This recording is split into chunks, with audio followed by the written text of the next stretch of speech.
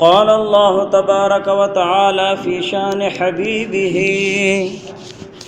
إن الله وملائكته يصلون على النبي يا أيها الذين آمنوا صلوا عليه وسلموا تسليما.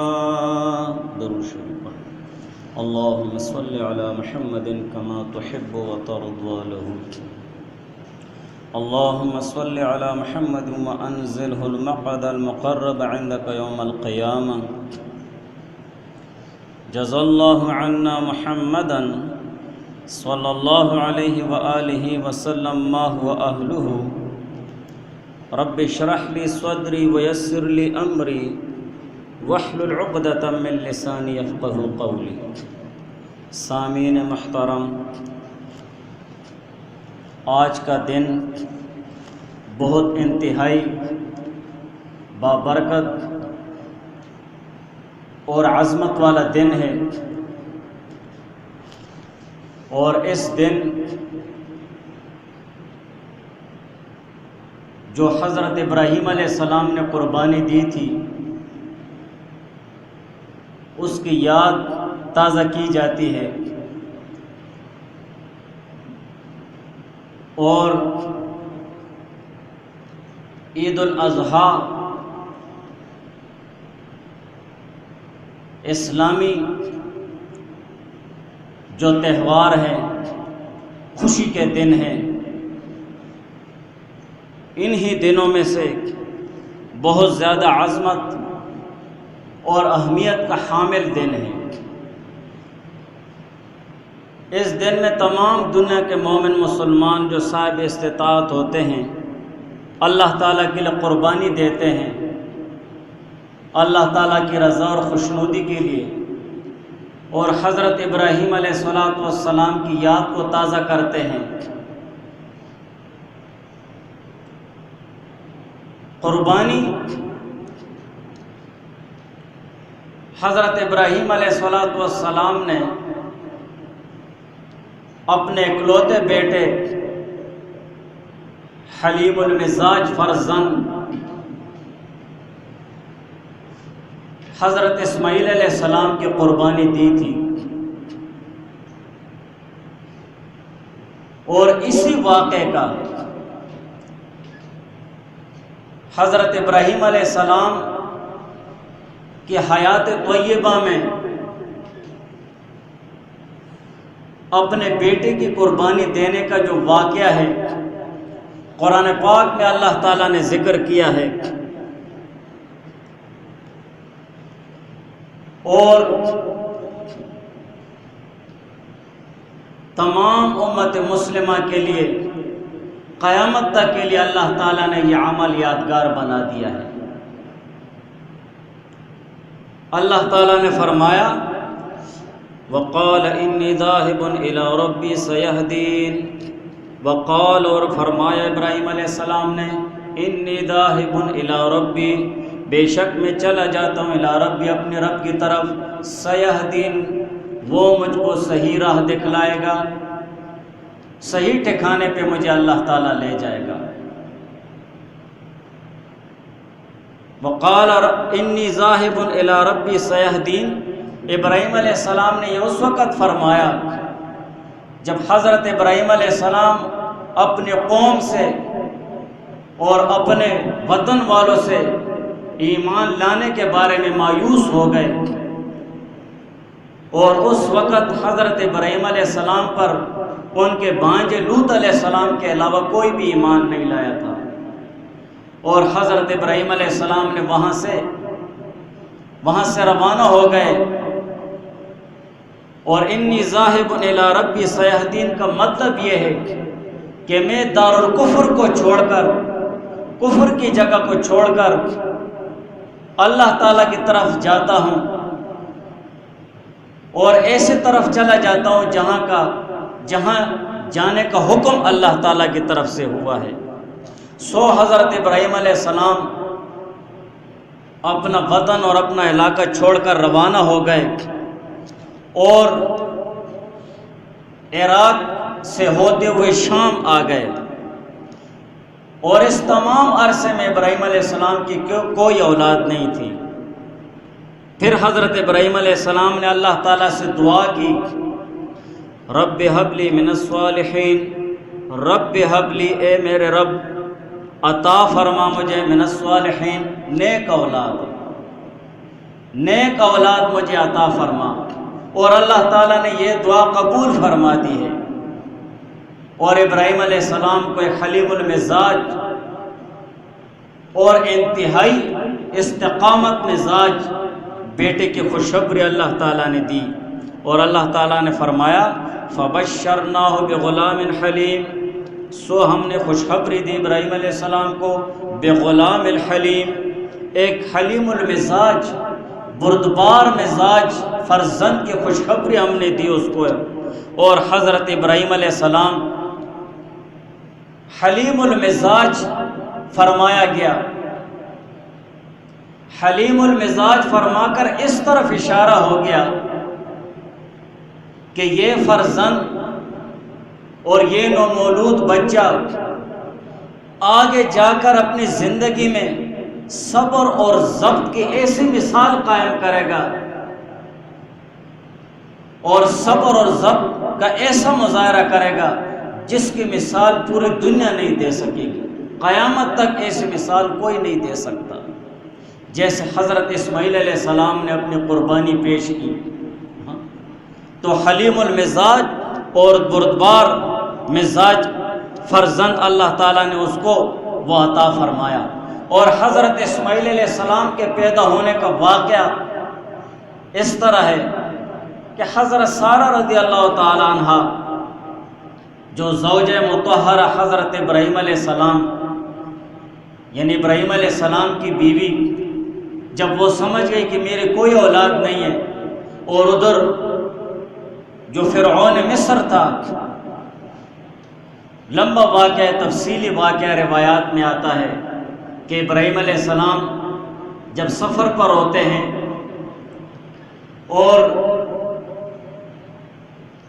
ایک بادشاہ کے پاس سے ان کا گزر ہوتا ہے جو بہت ظالم ہوتا ہے، اور وہاں اس بادشاہ نے یہ قانون بنایا ہوتا ہے کہ جس شخص کے ساتھ اس کی بیوی ہوگی تو وہ اس کے ساتھ بدکاری کرتا تھا، اور جس کے ساتھ بہن ہوگی، بیٹی ہوگی، تو اس کو کچھ بھی نہیں کہے گا۔ ابراہیم علیہ السلام جب ان کے پاس سے گزر رہے تھے تو اس بادشاہ کے پیادوں نے بادشاہ سے کہا کہ بادشاہ، ابراہیم نامی شخص ہے اور اس کے ساتھ اس کی بیوی ہے، بہت خوبصورت ہے۔ اس بادشاہ نے کہا کہ اس کی بیوی کو بلاؤ۔ ابراہیم علیہ السلام اللہ تعالیٰ سے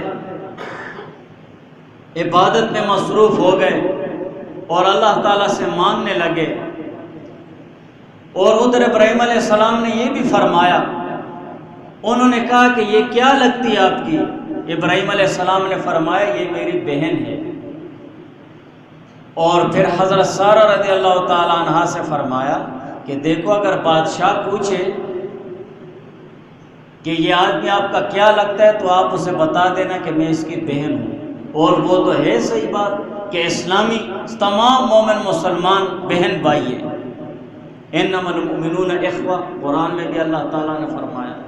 بہرحال بادشاہ نے اس کے باوجود بھی کہ وہ ابراہیم علیہ السلام نے بہن فرمایا، پھر بھی اس نے بدکاری کا ارادہ کیا۔ جیسے وہ آگے بڑھا، اللہ تعالیٰ نے اس کو جکڑ دیا۔ حضرت سارہ رضی اللہ تعالیٰ عنہ نے اللہ تعالیٰ سے دعا کی، اس کو جکڑ دیا، وہ قید ہو گیا، پھنس گیا۔ پھر وہ کہنے لگا کہ اللہ کی بندی، اللہ سے دعا کر کے میں اس قید سے خلاصی پاؤں۔ حضرت سارہ رضی اللہ تعالیٰ عنہ نے دعا کی، وہ بچ گیا۔ پھر اس نے ارادہ کیا، دوسری مرتبہ بھی اسی طرح ہو گیا، تیسری مرتبہ بھی ارادہ کیا۔ پھر وہ سمجھ گیا کہ اب اس تک میری دسترس نہیں ہو سکتی ہے، تو پھر اس بادشاہ نے اپنی بیٹی جس کا نام ہاجرہ رضی اللہ تعالیٰ عنہ تھا، وہ حضرت سارہ رضی اللہ تعالیٰ عنہ کی خدمت گزاری کے لیے حوالے کر دی تھی، اور حضرت سارہ رضی اللہ تعالیٰ عنہ نے ہاجرہ رضی اللہ تعالیٰ عنہا کو ابراہیم علیہ السلام کے حوالے کر دیا تھا، اور ابراہیم علیہ السلام نے اس کے ساتھ نکاح کیا، اور پھر اسماعیل علیہ السلام حضرت ہاجرہ رضی اللہ تعالیٰ عنہا سے پیدا ہوئے۔ بہرحال فبشرناہ بغلام حلیم، ہم نے خوشخبری دی ابراہیم علیہ السلام کو بغلام حلیم، بردبار مزاج بیٹے کے ساتھ۔ فلما بلغ معہ السعی، پھر جب پہنچا یہ بچہ اسماعیل علیہ السلام معہ ابراہیم علیہ السلام کے ساتھ السعی، دوڑنے پھرنے کے قابل ہو گیا، ایسی عمر کو پہنچ گیا ہے کہ وہ ابراہیم علیہ السلام کے ساتھ چل پھر سکتا تھا، دوڑ سکتا تھا۔ اور بعض روایات میں آتا ہے کہ یہ جو ابراہیم علیہ السلام کے ساتھ جب وہ چلنے پھرنے کے قابل ہو گیا اور اسی طرح مشقتوں سے نکل گیا، اور جب یہ عمر آئی کہ اب یہ بچہ میرے لیے طاقت کا ذریعہ بنے گا، کمر کس بنے گا، اور اسی طرح میرے بازو کی طاقت بنے گی، ایسی عمر کو پہنچ گیا۔ فلما بلغ معہ السعی، بعض مفسرین فرماتے ہیں کہ اس وقت اسماعیل علیہ السلام کی عمر 13 سال تھی، اور بعض مفسرین فرماتے ہیں کہ اس وقت اسماعیل علیہ السلام بالغ ہو چکے تھے۔ فلما بلغ معہ السعی، پھر جب پہنچا یہ بچہ ابراہیم علیہ السلام کے ساتھ چلنے کے قابل ہوا، قال یا بنی انی ارا فی المنام، قال تو فرمایا ابراہیم علیہ السلام نے، یا بنی اے میرے بیٹے، انی ارا بے شک میں دیکھتا ہوں آپ کو، فی المنام خواب میں، انی اذبحک کہ میں آپ کو ذبح کرتا ہوں۔ بعض روایات میں آتا ہے کہ یہ خواب حضرت ابراہیم علیہ السلام کو متواتر 3 دن آیا، اور یہ بات مسلم ہے، طے شدہ یہ بات کہ انبیاء علیہ السلام کا خواب بھی وحی ہوتی ہے، خواب بھی وحی ہوتی ہے۔ اور یہ حکم کہ میں اپنے بیٹے کو ذبح کرتا ہوں، یہ براہ راست بھی اللہ تعالیٰ کسی فرشتے کے ذریعے سے یا اور کسی ذریعے سے اللہ تعالیٰ نازل کر سکتے تھے، لیکن خواب میں اللہ تعالیٰ نے ابراہیم علیہ السلام کو بتلایا کہ اپنے بیٹے کو ذبح کرو، تو یہ اسی وجہ سے کہ ابراہیم علیہ السلام کی اطاعت اور کمال یہ صحیح واضح ہو جائے، اس لیے کہ خواب میں تو کئی طرح تعویلات، انسانی خواہشات کو اس میں دخل ہے، خواب کا یہ مطلب بھی ہو سکتا ہے، یہ مطلب بھی ہو سکتا ہے، یہ مطلب بھی ہو سکتا ہے۔ تمام چیزوں کو ابراہیم علیہ السلام نے چھوڑ دیا، اور اللہ تعالیٰ نے ابراہیم علیہ السلام کو خواب کے ذریعے بتا دیا تاکہ ابراہیم علیہ السلام کی اطاعت شعاری اپنے کمال کے درجے میں ظاہر ہو جائے۔ اور اسی طرح ابراہیم علیہ السلام نے پھر اپنے بیٹے سے فرمایا، فانظر ماذا ترى، قال یا بنی، فرمایا ابراہیم علیہ السلام نے، انی ارا فی المنام کہ میں دیکھتا ہوں آپ کو خواب میں، انی اذبحک کہ بے شک میں آپ کو ذبح کرتا ہوں، فانظر ماذا ترى سو آپ بھی دیکھ لے تیرا کیا خیال ہے۔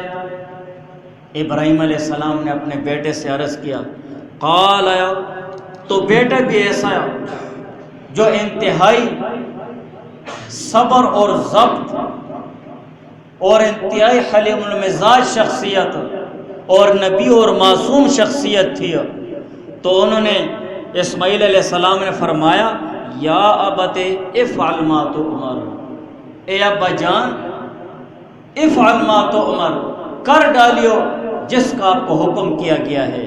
اور اسماعیل علیہ السلام نے جیسے ابراہیم علیہ السلام نے اسماعیل علیہ السلام کو بات کی، تو وہ بھی تو نبی اور معصوم تھے، انہوں نے بھی اللہ تعالیٰ کے حکم کے سامنے سر خم تسلیم کر دیا تھا۔ ستجدنی انشاءاللہ من الصابرین، آپ مجھے پائیں گے اگر اللہ تعالیٰ نے چاہا من الصابرین۔ حضرت اسماعیل علیہ السلام ستجدنی انشاءاللہ، اس میں بہت بڑا سبق ہے۔ دیکھو اس جملے سے اس طرف اشارہ ہو گیا کہ حضرت اسماعیل علیہ السلام نے اللہ تعالیٰ انشاءاللہ کہہ کر معاملہ اللہ کے سپرد کر دیا ہے۔ بڑی بڑی باتیں نہیں کی ہیں کہ بس کر دو جی انشاءاللہ. آپ مجھے اگر اللہ نے چاہا جو دعویٰ اسماعیل علیہ السلام نے کیا، جو وعدہ اسماعیل علیہ السلام نے کیا، اس وعدے میں اتنے بڑے بڑے دعوے نہیں کیے بلکہ اپنا معاملہ اللہ کے سپرد کر دیا کہ اگر اللہ تعالیٰ چاہے. یہ انتہائی حلیم المزاج اور انتہائی ادب اور انتہائی تواضع کی طرف اشارہ ہے کہ دیکھو معاملہ اللہ کی طرف وہ سپرد کر دیا. اور پھر فرمایا من الصابرین، اس طرف اشارہ ہے. اسماعیل علیہ السلام نے یہ نہیں فرمایا کہ آپ مجھے صبر کرنے والا پائیں گے، بلکہ یہ فرمایا آپ مجھے صبر کرنے والوں سے پائیں گے. یہاں پر بھی انتہائی ادب اور تواضع کی طرف اشارہ ہے کہ میں اپنے دعوے میں اپنے آپ پر بھروسہ کر کے یہ نہیں کہتا ہوں کہ میں صبر کرنے والوں میں سے ہوں گا، بلکہ مجھ سے بھی اس دنیا میں اور بھی ایسے لوگ گزرے ہیں جو انتہائی صبر کرنے والے تھے، مجھے بھی اللہ تعالیٰ ان میں شامل کر دیں گے. غرور اور تکبر کو جو شبہ پیدا ہو رہا تھا وہ بھی ختم کر دیا. یہاں سے یہ سبق ملتا ہے کہ ہم میں سے ہر مومن مسلمان اس کو اپنے مال و متاع، اپنے جسم اور اپنی قوت پر اتنا اعتماد اور بھروسہ نہیں کرنا چاہیے کہ وہ بڑی بڑی ڈینگیں مارنے لگ جائے کام کے متعلق، بلکہ سب سے پہلے معاملہ اللہ کے سپرد کرو. انشاءاللہ جیسے بھی ہو حالت ہو، معاملہ اللہ تعالیٰ کے ہاں سپرد کرنا چاہیے. بہرحال ستجدنی انشاءاللہ من الصابرین، سو آپ مجھے پائیں گے اگر اللہ تعالیٰ نے چاہا من الصابرین، صبر کرنے والوں میں سے. فلما اسلم وتلہ للجبین، فلما اسلم، سو جب دونوں اللہ تعالیٰ کے حکم کے سامنے حکم بردار ہو گئے، بالکل تیار ہو گئے اللہ تعالیٰ کے حکم کے سامنے، گردن جھکا دی. وتلہ للجبین، اور پچھاڑا حضرت ابراہیم علیہ السلام کو للجبین، ماتھے کے بل، کروٹ پر لٹا دیا ہے. وتلہ للجبین، روایات میں آتا ہے کہ حضرت ابراہیم علیہ السلام نے پہلے اسماعیل علیہ السلام کو سیدھے منہ لٹایا. جب ابراہیم علیہ السلام چھری چلانے لگ گئے حضرت اسماعیل علیہ السلام کے گلے مبارک پر، تو اللہ تعالیٰ نے اپنی قدرت کے ساتھ چھری اور گلے کے درمیان میں ایک پیتل کی پلیٹ یہاں لگا دی تھی. بس اپنی قدرت سے وہ چھری چلا رہے تھے لیکن گلا نہیں کٹ رہا تھا. پھر اسماعیل علیہ السلام کی فرمائش پر کہ ابا جان آپ مجھے اوندے منہ لٹا دیں، اور اسی طرح جب تمہاری اور میری آنکھیں آپس میں ملتی ہے تو شفقت فطری یعنی باپ کی وہ شفقت جوش مارتی ہے، اسی وجہ سے گلا صحیح نہیں کٹ رہا ہے. اور دوسری طرف میں بھی چھری کو دیکھ کر گھبراتا ہوں. تو پھر ابراہیم علیہ السلام نے اسماعیل علیہ السلام کو اوندے منہ کروٹ پر یوں لٹایا اور وہ ذبح کا عمل شروع کیا. جس وقت حضرت ابراہیم علیہ السلام اپنے بیٹے کو یہ انوکھی اور ایک مثالی قربانی دینے کے لیے قربان گاہ کی طرف روانہ ہو گئے، تو اس وقت شیطان لعین مردود نے 3 مرتبہ ابراہیم علیہ السلام کو بہکانے کی کوشش کی، اور ہر مرتبہ ابراہیم علیہ السلام نے اسے 7 کنکریاں ماری. یہی وجہ ہے کہ مینا میں آج تک اور قیامت تک یہ عمل اللہ تعالیٰ نے جاری رکھ دیا ہے کہ جمرات ثلاثہ 3 شیطانوں کو 7 کنکریاں حج میں ماری جاتی ہیں، اس کا اپنا طریقہ ہے. اور اسی طرح روایات میں یہ بھی آتا ہے کہ جس وقت حضرت ابراہیم علیہ السلام اور اسماعیل علیہ السلام قربان گاہ کی طرف چلے گئے تو اس وقت اسماعیل علیہ السلام نے ابراہیم علیہ السلام سے فرمایا کہ ابا جان مجھے صحیح مضبوط باندھنا ہے رسی سے، تاکہ ایسے نہ ہو کہ میں تڑپوں اور خون کی چھینٹی آپ پر نہ پڑ جائیں کہ میرا ثواب نہ کم ہو جائے. کیسی کیفیت ہوگی، کیسا عالم ہوگا کہ باپ بیٹے یہ باتیں کر رہے ہیں.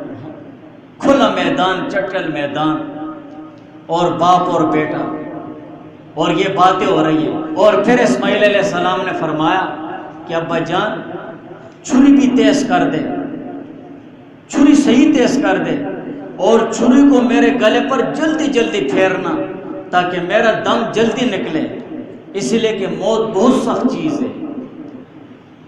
اور اسی طرح میری جو قمیص ہے، جب آپ میری والدہ کے پاس جائیں گے تو اسے میرا سلام کہنا اور اس کو میری قمیص دے دینا، وہ قمیص کو دیکھ کر اپنے دل کو تسلی دے دیا کرے۔ تو ابراہیم علیہ السلام استقامت کا پہاڑ بن کر صبر اور ضبط کا انتہائی مظاہرہ کر کے اسماعیل علیہ السلام سے فرماتے ہیں کہ تو میرا کتنا اچھا بیٹا ہے، اللہ تعالیٰ کا حکم پورا کرنے میں میری مدد کر رہا ہے، کتنا اچھا بیٹا ہے۔ یہی ابراہیم علیہ السلام وہ اسماعیل علیہ السلام سے فرما رہے تھے۔ بہرحال فلما اسلما، پھر جب دونوں حکم بردار ہو گئے اور برابر تیار ہو گئے، وَتَلَّهُ لِلْجَبِينِ، اور ابراہیم علیہ السلام نے اسماعیل علیہ السلام کو اوندے منہ ماتھے کے بل وہ لٹایا، وَنَادَيْنَاهُ أَن يَا إِبْرَاهِيمُ، اور ہم نے آواز دی ابراہیم علیہ السلام کو، أَن يَا إِبْرَاهِيمُ، کہ اے ابراہیم علیہ السلام، قد صدقت الرؤیا، تحقیق کے ساتھ تو نے سچا کر دکھایا اپنا خواب، سچا کر دیا ہے خواب، عملی جامہ پہنا دیا ہے۔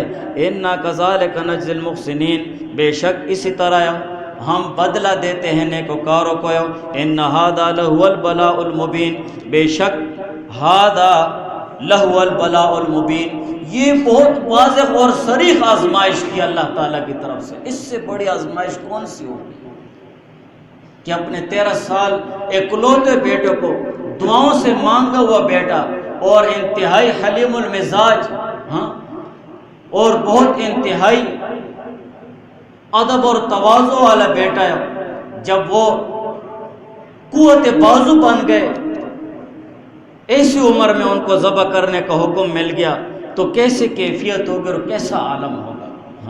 اللہ اکبر۔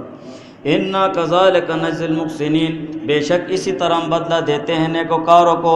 اِنَّ هَذَا لَهُوَ الْبَلَاءُ الْمُبِينُ، بے شک یہ واضح اور صریح آزمائش تھی۔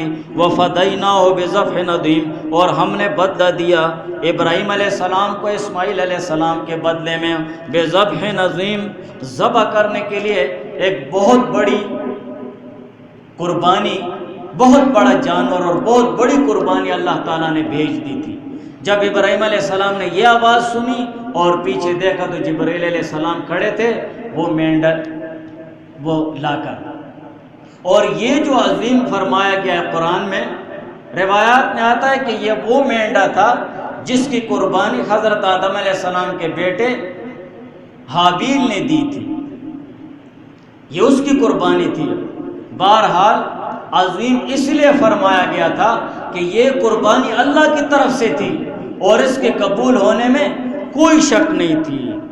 وَتَرَكْنَا عَلَيْهِ فِي الْآخِرِينَ، وَتَرَكْنَا، اور رکھ دیا ہم نے علیہ ابراہیم علیہ السلام کے لیے، فی الآخرین پچھلوں میں، سلام علی ابراہیم، کہ سلامتی ہو ابراہیم علیہ السلام پر۔ قیامت تک جب بھی ابراہیم علیہ السلام کا نام لیا جائے گا اس کے ساتھ علیہ السلام کہا جائے گا۔ اللہ تعالیٰ نے وہ یہ سلسلہ چھوڑ دیا ہے پچھلوں پر۔ کذالک نجزی المحسنین، اسی طرح ہم نجزی بدلہ دیتے المحسنین نیکوکاروں کو۔ انہ من عبادنا المؤمنین، بے شک یہ ابراہیم علیہ السلام ہمارے نیکوکار اور دیندار بندوں میں سے تھے۔ تو یہ حضرت ابراہیم علیہ السلام اور حضرت اسماعیل علیہ السلام کا یہ واقعہ جو اللہ تعالیٰ نے قرآن میں ذکر کیا، اور قیامت تک کے لیے اللہ تعالیٰ نے یہ عمل جاری فرما دیا ہے کہ اسی طرح تمام مومن مسلمان جو صاحب استطاعت ہیں وہ ابراہیم علیہ السلام کی یاد کو تازہ کرتے رہیں گے اور قربانیاں دیتے رہیں گے۔ بس یہ ہو کہ قربانی اخلاص سے ہونی چاہیے، اخلاص سے ہونی چاہیے۔ پہلے بھی اس پر تذکرہ ہوا تھا، اور چمڑے کے متعلق بھی میں نے بات اسی لیے کی تھی کہ گزشتہ سال بھی بہت سارے لوگوں نے چمڑے ضائع کیے تھے، اسی لیے ان کی قیمت نہیں تھی۔ اس سال پتہ نہیں کیا ہوگا، لیکن اگر چمڑے کی قیمت نہ ہو تو یہ مطلب نہیں کہ قربانی جیسے پاک جانور کے چمڑے کو تم ضائع کر دو یا اس کو دفن کر دو۔ چمڑے سے آپ بہت سارے فائدے لے سکتے ہیں، اس کو استعمال میں لے آؤ، اس کو پکا سکتے ہو، کھانے کی چیز ہے، گرانے کی چیز تو نہیں ہے۔ جانور میں صرف 7 چیزیں جو نہیں کھائی جاتی ہیں، باقی ساری چیزیں کھائی جاتی ہیں، پاک اور حلال ہے۔ چمڑا باقاعدہ پکایا بھی جاتا ہے۔ میرے کہنے کا مقصد یہ ہے کہ یہاں جتنے بھی ساتھی ہیں اپنے علاقے میں بتا دو اور اپنے ساتھیوں کو بتا دو کہ بھائی اگر آپ سے چمڑا مدرسے والے نہیں لیتے ہیں یا چمڑا بکتا نہیں، قیمت نہیں کرتا ہے، آپ چمڑا ضائع نہ کریں۔ آپ چمڑے کو استعمال میں لیں، اس سے مسلح بنا لو، اس سے مشکیزہ بنا لو، اس سے اور کوئی چیز بنا لو۔ اس کو صاف اور پاک کرنے کے ہزاروں طریقے ہیں۔ لوگ نمک لگا کر، پتے لگا کر، کسی طریقے سے بھی اس کو خشک کر دیں۔ جب وہ خشک ہو گیا، پاک ہو گیا، آپ اس سے چارپائی بنا لیں، کوئی بھی چیز۔ جیسے گوشت کا حکم ہے ایسے چمڑے کا حکم ہے۔ گوشت کو ہم ہر طرح استعمال میں لاتے ہیں، پکاتے ہیں، خشک کرتے ہیں، تقسیم کرتے ہیں، اسی طرح چمڑا بھی ہے۔ ہاں چمڑا آپ نے بیچ دیا ہے، اب اس کی حیثیت الگ ہو گئی ہے۔ اب یہ پیسے آپ اللہ تعالیٰ کی راہ میں خرچ کریں گے، ایسے ہی جیسے زکوٰۃ خرچ کرتے ہیں۔ تو کہنے کا مقصد یہ ہے کہ چمڑے کو ضائع نہیں کرنا چاہیے، بلکہ اس کو استعمال میں لے آؤ۔ اگر آپ استعمال میں نہیں لا سکتے، کسی اور کو استعمال کے لیے دے دو، وہ استعمال میں لے آئے گا، لیکن ضائع نہیں کرنا۔